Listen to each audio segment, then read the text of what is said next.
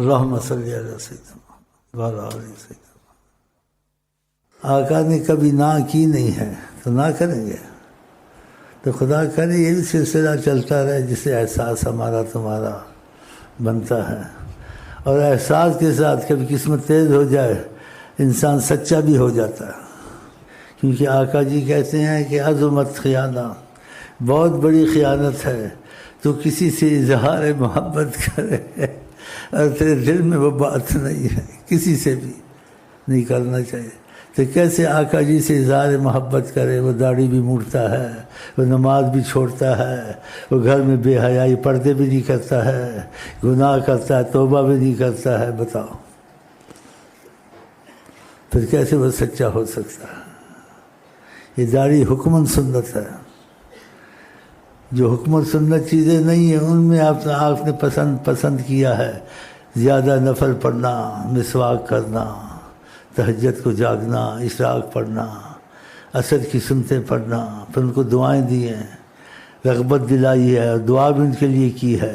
آقا جی نے حکم نہیں کیا کہ کر سکے تو کر سکیں، کہ رحم اللہ امرئن، خدا اس آدمی پہ رحم کرے، اس انسان پہ رحم کرے، من صلی قبل العصر اربعا، جو عصر کی فرض سے پہلے 4 سنتیں پڑھ لے۔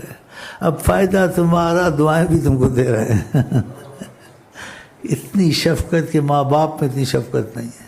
خدا اس آدمی پہ رحم کرے، من صلی قبل العصر اربعا، اور اس عصر کی اتنی فضیلت ہے کہ بیان نہیں کی جا سکتی ہے۔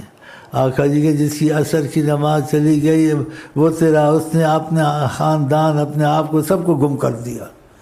ہاں بڑا خیال کرنا چاہیے کہ ہمیں تمہیں رحمت جو آئے گی اللہ سے آئے گی، لیکن وسیلہ حضرت محمد مصطفیٰ ہے۔ جب ان کی باتیں مانیں گے، اپنی مرضی چھوڑ دیں گے، ان کی مرضی کو تلاش کریں گے، ان کی مرضی پہ ہم چلیں گے، تب یہ بات سچی ہوتی ہے۔ مرضی اپنی کرنا، منہ سے اتنا بڑا اظہار محبت کا کر دینا، کہا بہت بڑی خیانت ہے۔ یہ عوام کے لیے کہا ہے، تو آقا سے تو پھر انتہائی بڑی خیانت ہے محبت کا اظہار کرنا، انتہائی بڑی خیانت۔ کہ عام مسلمان تم آپس میں ہو، اپنے بھائی کے ساتھ وہ بات اس کو مت کہو جو تمہارے دل میں نہیں ہے، کہ میں تمہارا جیسے مدد بھی کروں گا، میں تمہارا خیر خواہ ہوں، یہ ہوں، اس کو خوش کرنے کے لیے، اور تمہارے دل میں وہ بات نہیں۔ کہ عظمت الخیانہ، بہت تم نے بڑی خیانت کی اپنے بھائی مسلمان کے ساتھ۔ جو آقا کے ساتھ ایسا کرے کتنی بڑی مصیبت ہے۔ اب تمہاری قسمت ہماری قسمت۔ السلام علیکم۔